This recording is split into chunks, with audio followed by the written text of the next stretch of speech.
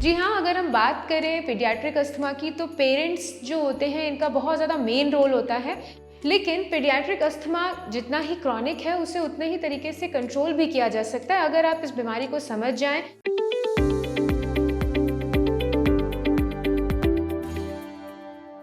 नमस्कार, मैं डॉक्टर निवेदिता आज आपसे बात करूंगी पीडियाट्रिक अस्थमा के बारे में। जी हाँ, आपको ये समझ लेना चाहिए कि अस्थमा एक बहुत ही कॉमन बीमारी है अगर हम बच्चों की बात करें, और खासकर ये एक क्रॉनिक बीमारी है जो इंडिया में 7.9% तक के बच्चों को मिलती है। अगर अस्थमा में बात करें तो इसमें मेनली आपके जो ब्रोंकस होते हैं यानी कि जो सांस की नली है वहां पे सिकुड़न पैदा होती है, बलगम इकट्ठा होता है, खांसी आती है उस बलगम को निकालने के लिए बार बार, और आपकी चेस्ट की मसल्स काफी ज्यादा पेनफुल हो जाती है बिकॉज उनको एक्स्ट्रा एफर्ट्स लेके सांस लेनी पड़ रही होती है। लेकिन पीडियाट्रिक अस्थमा जितना ही क्रॉनिक है उसे उतने ही तरीके से कंट्रोल भी किया जा सकता है अगर आप इस बीमारी को समझ जाएं और उसका जो ट्रीटमेंट है या निदान है वो समझ के प्रॉपरली अगर करते हैं तो ये चीज कंट्रोल हो सकती है और कोई भी ज्यादा प्रॉब्लम नहीं होती है। जी हाँ, अगर हम बात करें पीडियाट्रिक अस्थमा की तो पेरेंट्स जो होते हैं इनका बहुत ज़्यादा मेन रोल होता है।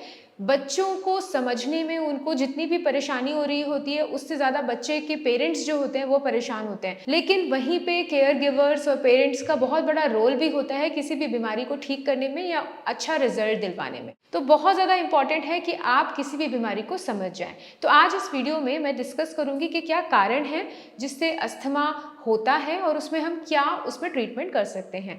तो नंबर 1, जागरूकता का होना। जी हाँ, पेरेंट्स या केयर गिवर्स जो हैं उनको अगर अस्थमा की कंडीशन के बारे में पता है तो वो प्रॉपरली उसका ट्रीटमेंट कर पाएंगे और समय समय पर जब भी रिक्वायरमेंट है हॉस्पिटलाइजेशन होने की या फिर किसी एमरजेंसी के ट्रीटमेंट की तो वो भी बच्चे को आसानी से मिलेगा। तो जागरूक होना ज़रूरी है कि अस्थमा आपको है, अगर आपके बच्चे को है तो उसका किस तरीके से ट्रीटमेंट करना है, कौन सा अस्थमा है या फिर उसको किस तरीके की ट्रीटमेंट की रिक्वायरमेंट है। नंबर 2, कई बार ये मान्यता है, कई बार लोगों को लगता है कि अस्थमा का जो बच्चा है मतलब किसी पेशेंट को अगर अस्थमा है तो उसकी जो ग्रोथ है वो हैम्पर हो जाएगी अगर वो ट्रीटमेंट लेना शुरू कर देगा।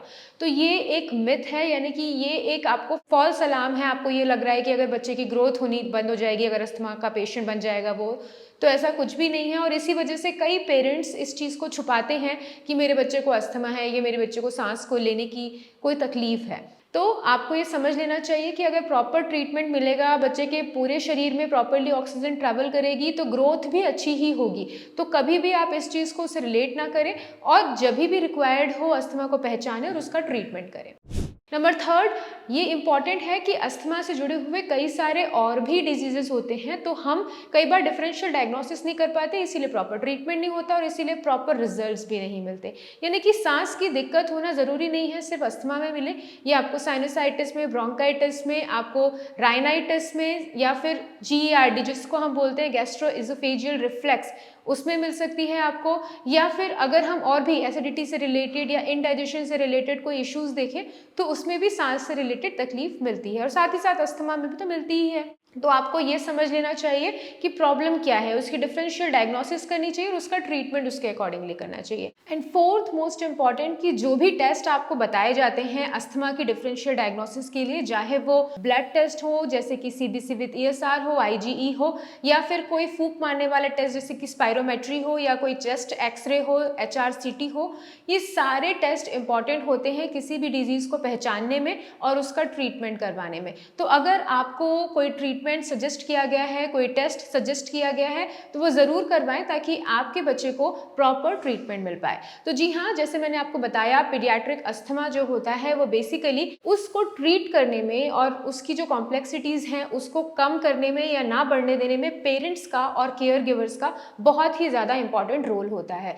तो अगर किसी भी बच्चे को अस्थमा है तो उसके पेरेंट्स को जागरूक होना, उसका प्रॉपर ट्रीटमेंट करवाना, और उसकी एक्चुअली में बच्चे जो होते हैं वो अपना ध्यान नहीं रख पाते कि क्या खाना है, क्या नहीं पीना है, या ठंडे जगह पे नहीं रहना है, अपने आप को गर्म रखना है, या आपको ऐसे पॉल्यूशन में नहीं जाना, नंगे पैर नहीं जाना, या ठंड के मौसम में ठंडी चीज़ें नहीं खाना, कड़ी नहीं खाना, दही नहीं खाना।